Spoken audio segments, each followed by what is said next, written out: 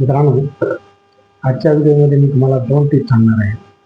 पहिल्या टिपीचं नाव आहे सकाळचा नाश्ता खूप महत्त्वाचा. काय ते बघा. आपल्यापैकी किती लोक दररोज नाश्ता करतात? काही लोक हो तर काही लोक नाही म्हणतील.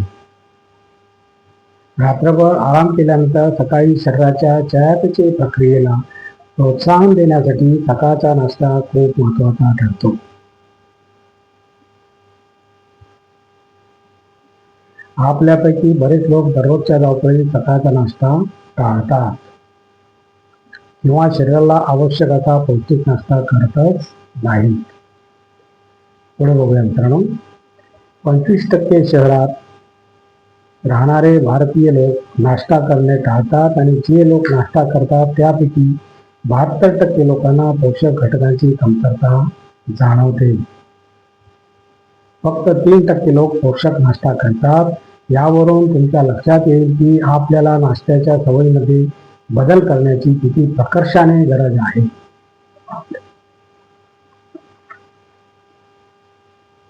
नियमित नाश्ता केल्याने टाईप 2 मधुमेह, लठ्ठपणा, रक्तदाब यासारख्या आरोग्याच्या समस्या दूर होतात.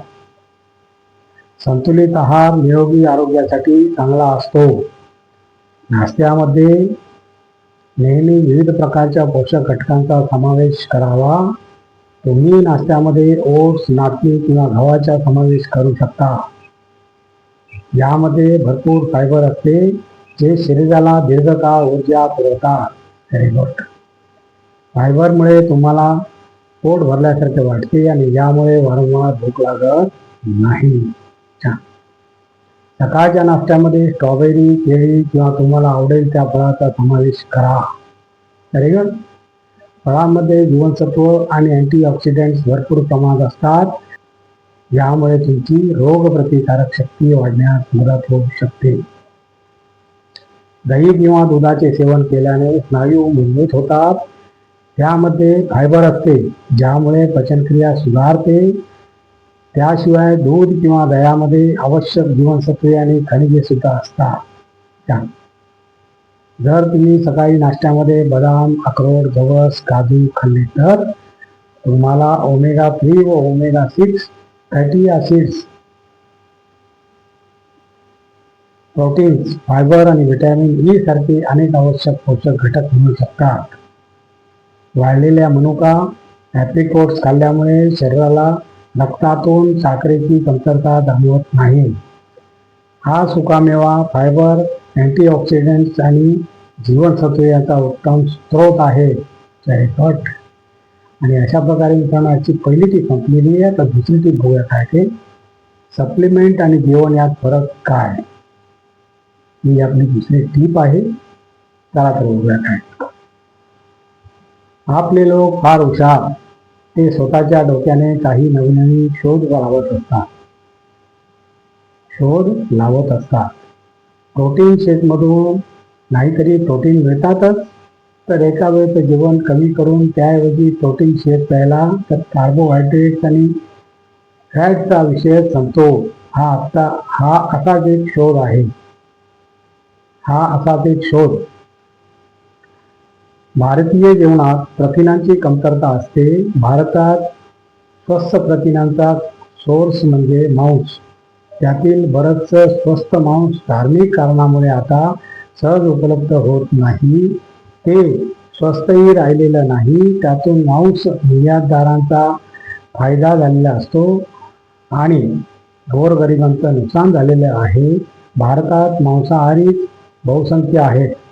जवळपास 70% वर व शाकाहारी 30% आसपास संख्याही मोठी आहे. त्यांना डाळी, पनीर, टोफू हे प्रथिनांचे मुख्य सोर्स आहे. पुढे बघूया मित्रांनो. तुम्ही बॉडी बिल्डिंग करत असाल किंवा वजन घटवत असाल तर एवढ्याशा प्रथिनांमधून सायन्सची गरज भागत नाही. त्यामुळे सगळीकडे प्रोटीन शेकचं प्रस्त फोफावलं आहे.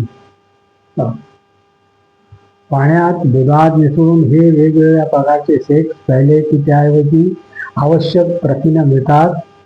ही सप्लिमेंट्स आहेत, पूरक अन्न घटक नाहीत.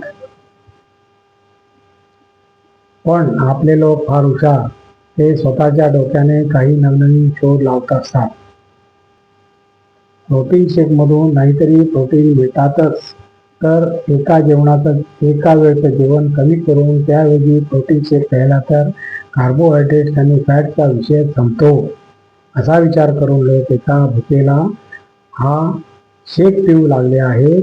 फिटनेस तज्ज्ञ डॉक्टर मल्हार गांडला सांगतात की ही घातक सवय आहे. प्रोटीन शेक हा जेवणाचा पर्याय नाही. प्रोटीन शेक हा जेवणाला पर्याय नाही. आणि अशा प्रकारे मित्रांनो आता आपला व्हिडिओ संपलेला आहे. आणि तुम्हाला जर माझा व्हिडिओ आवडला तर लाईक करा, शेअर करा, सबस्क्राईब करा आणि कमेंट जरूर करा. नमस्कार. जय हिंद.